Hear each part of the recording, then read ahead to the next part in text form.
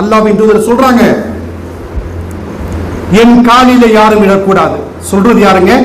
அல்லாஹ்வின் தூதர் சொல்றாங்க, என் காலில் யாரும் விழக்கூடாது. அல்லாஹ்வின் தூதர் ஸல்லல்லாஹு அலைஹி வஸல்லம் காலில விழக்கூடாது என்றால் பெற்றோருடைய காலில விழலாமா? ஆசிரியருடைய காலில விழலாமா? பெரியோருடைய காலில விழலாமா? கணவன் மனைவியுடைய காலில் விழலாமா?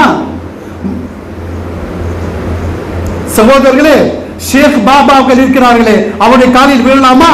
கண்டிப்பாக ஒரு முஸ்லிமா இருக்கக்கூடியவன் விழக்கூடாது என்று அல்லாஹ்வின் தூதர் ஸல்லல்லாஹு எச்சரிக்கை செய்கிறாங்க. ஒரு முஸ்லிம் இதன் கண்டிப்பாக நினைவில் வைத்துக் கொள்ள வேண்டும். பெரியவர்கள் தான் கால விழலாமே, முஸ்லிம் சட்டத்தில் இல்ல. இதைத்தான் அல்லாஹ்வின் தூதர் எச்சரிக்கை செய்தாங்க. அவர்களுக்கு மரியாதை கொடுங்க, அவர்களை கிதுமத் பண்ணுங்க, எதுனாலும் செய்யுங்க, ஆனா கால விழாதீங்க.